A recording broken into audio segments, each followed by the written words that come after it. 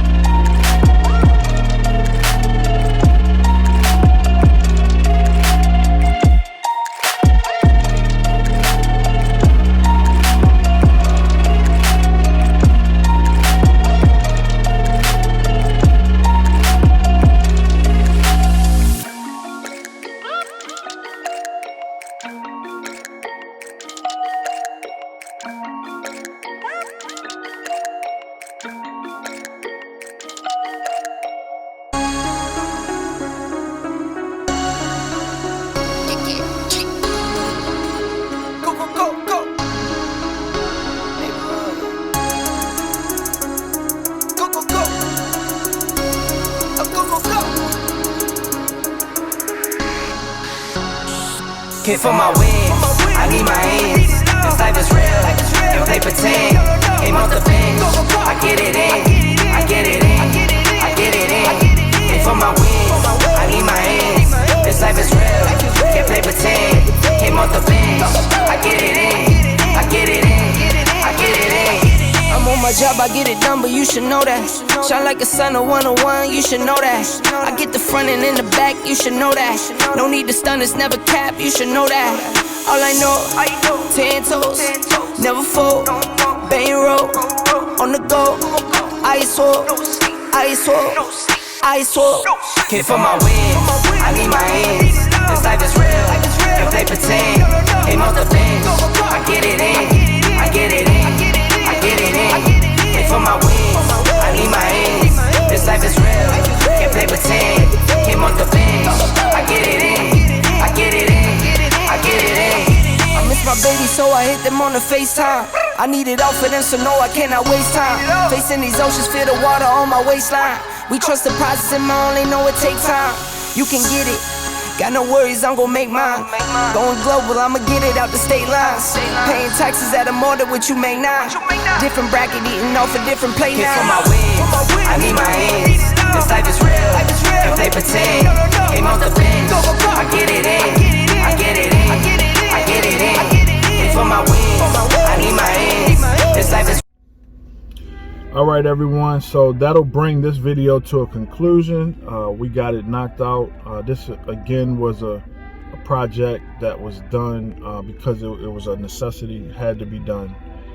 Literally part of the fence on that one side fell down, and so when you have these townhouse communities where you're connected to a neighbor and you sort of share a fence, this tends to happen because both parties are not necessarily always in the position or ready to fix the fence. A lot of times this gets shared amongst two different owners. Sometimes it's a rental and it's an owner, like in this case, and so it just gets pushed down the line, constantly pushed, and then you get to a point to where it has to be done, and you don't always want to wait that long. Not that it affected on this particular project the price of it. It still would have had the same work that needed to be done, but you just don't want like a 6-foot fence falling on somebody. You don't want that situation to occur, or falling on a kid. When you have winds and different things can happen. So you want to be ahead of the game and sort of plan for it ahead of the game and start talking to your neighbor and figuring it out sooner. You don't want to wait until it falls, essentially. So if you can just go ahead and get it done, you're not forced to do it. It always works out better. You're a lot more prepared. You can get pricing ahead of time.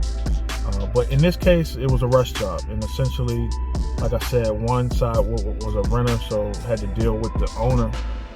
That person had to be tracked down. So the one house that had the owner is the one that ended up just doing it. And it's not a big cost, but in the sense of it, you want to have that communication open because you are connected, you are sharing it.